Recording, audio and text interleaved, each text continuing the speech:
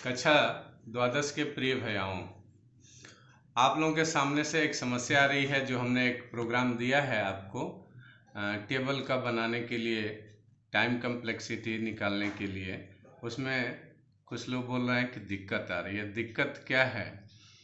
अगर nested loop है तो उसका बिगो नोटेशन n² होगा। जितने भी ऐसे केसेस हैं जिसमें नेस्टेड लूप चलता है उसका बिगो नोटेशन n² ही आएगा। चलिए आपको हम समझाते हैं कि कैसे आएगा।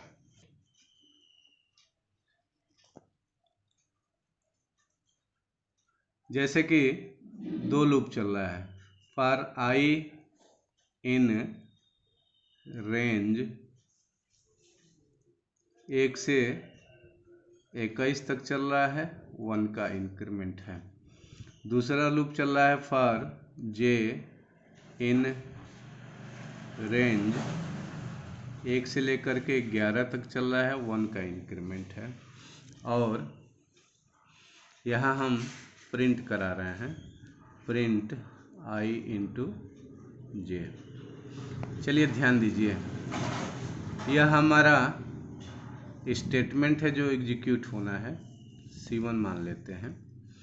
अगर हम यह लूप 10 बार चलेगा और यह लूप 20 बार चलेगा। चलिए हम आउटर को n मान लेते हैं। अगर n का मान 20 है तो इनर का मान हो जाएगा n/2। और जो एक्सप्रेशन आएगा n into n/2 into C1, यानी कि n² इंटू C1/2। तो यह हमारा फास्टेस्ट ग्रोइंग टर्म है जिसमें यह कोफिशिएंट है और यह कांस्टेंट है और यह कोफिशिएंट है। अगर हम इनर को n मान लेते हैं, अगर हम n-(n) = 10 मानते हैं तो आउटर लूप हमारा हो जाएगा 2n और हमारा एक्सप्रेशन आएगा n into 2n into C1, यानी कि 2n² C1, यानी कि n² 2C1। यह हमारा कांस्टेंट हो जाएगा और यह हमारा कोफिशिएंट हो जाएगा और बिगो नोटेशन आ जाएगा t = ON²। तो इसके आधार पर आप टेबल का टाइम कम्प्लेक्सिटी निकाल करके क्लासरूम में पोस्ट करेंगे। चलिए हम अपने सब्जेक्ट को आगे बढ़ाते हैं, यानी कि इस चैप्टर को आगे बढ़ाते हैं और अगला बिगो नोटेशन आपके सामने डिस्कस करते हैं n²। हम √n। हम लोगों ने क्लास 11th में एक प्रोग्राम बनाया था जिसमें हम लोग चेक कर रहे थे कि एक नंबर प्राइम है कि नहीं। प्राइम नंबर चेक करने के लिए हम 2 से उस संख्या के एक कम तक भाग देते हैं। और हमने एक बात आपसे बताई थी कि कोई भी संख्या अगर डिवाइड होती है तो वो अपने आधे तक ही डिवाइड होगी। जैसे 10 डिवाइड होगा तो 5 या उससे नीचे ही डिवाइड होगा, 5 के ऊपर नहीं होगा। तो हम 2 से उस संख्या के आधे तक चल रहे थे जिसमें हमारा नंबर ऑफ इटरेशन कम हो गया था। आज हम आपको एक दूसरा एल्गोरिथम देते हैं, square root algorithm for computing prime numbers. ध्यान से देखते हैं और समझने का प्रयास करते हैं। यह एक नया एल्गोरिथम है और इसके आधार पर हम बिगो नोटेशन तैयार करते हैं। यह एक हम प्रोग्राम बनाने जा रहे हैं जिसमें हम चेक करेंगे कि गिवन नंबर प्राइम है कि नहीं है। तो हमने एक फ्लैग ले लिया जिसमें 0 इनिशियलाइज कर लिया, भाग देंगे। अगर डिवाइड हो जाएगा तो फ्लैग का मान 1 कर देंगे।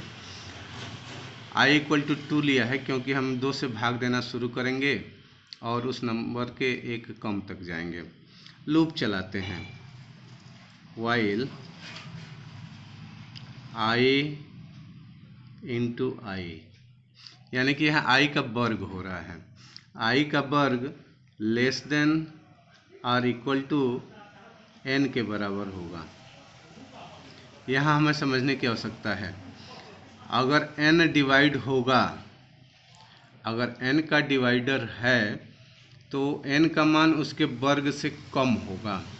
जैसे अगर 25n है, अगर यह संख्या विभाजित होने वाली है तो 5 गुणे 5 से डिवाइड हो जाएगी, यानी कि अपने स्क्वायर रूट से डिवाइड हो जाएगी। अगर कोई संख्या अपने वर्गमूल के नीचे की संख्या से नहीं डिवाइड होती है तो वो कभी नहीं डिवाइड होगी। यहाँ एल्गोरिथम ध्यान देंगे, यह लूप तब तक चलेगा जब तक i का वर्ग उस संख्या से छोटा हो या बराबर हो। यानी कि कोई संख्या तभी डिवाइड हो सकती है जब उसका स्क्वायर रूट या स्क्वायर उसके बराबर हो। अगर 25 को डिवाइड होना है तो अपने वर्गमूल की संख्या से डिवाइड या उसके नीचे हो जाएगी। अगर नहीं होना है तो उसके वर्गमूल से ऊपर भी नहीं डिवाइड होगी। यह एक नई एल्गोरिथम है, इसको ध्यान देंगे। अब हम चेक करते हैं कि यदि n mod i equal to 0, यानी कि i से भाग लग गया, तब तो हम फ्लैग को 1 रख देंगे, और नहीं तो i का मान 1 बढ़ा देंगे।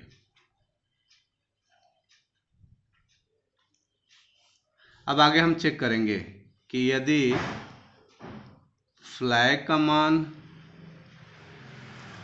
1 है तो प्रिंट करा देंगे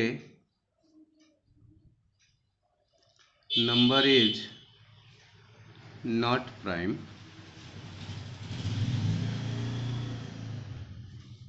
एल्स प्रिंट करा देंगे नंबर इज प्राइम। यहाँ हम इनपुट करा देते हैं n equal to integer in input enter any number. अब चलिए हम बिगुन नोटेशन निकालते हैं इसका मान लेते हैं C0, इसका टाइम कॉम्प्लेक्सिटी मान लेते हैं C1, यह भी कुछ समय लेगा, इसको C2 मान लेते हैं।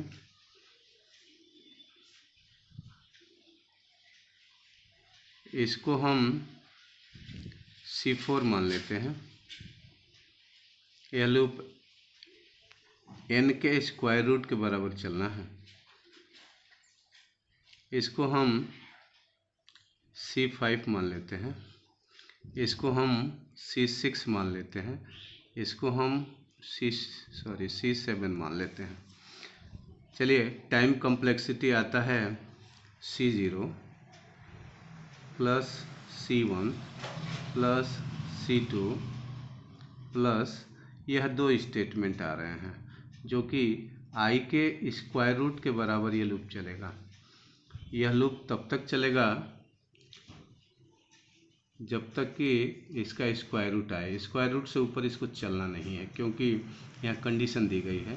तो हम अंडरस्कोर लगाएंगे, अंडरस्कोर n यानी कि नंबर ऑफ इनपुट, और इसके अंदर आ रहा है C4 प्लस C5, उसके बाद से आ रहा है C6 plus C7।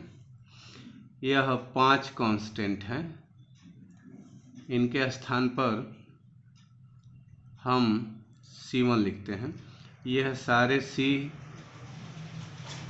Small letter में रहेंगे और इनको जोड़ करके जो नया कांस्टेंट बनाएंगे उसमें C कैपिटल कर देंगे। C1 equal to C0 plus C1 plus C2 plus C6 plus C7, और इन दोनों को जोड़ करके एक अलग से कैपिटल C2 बना लेते हैं, यानी कि C4 प्लस C5। तो हमारा एक्सप्रेशन आया under score n C2 plus C1। यह कांस्टेंट है और C2 भी कांस्टेंट है, लेकिन यही ऐसा टर्म है जो कि फास्टेस्ट ग्रोइंग है, यानी कि बढ़ेगा या घटेगा।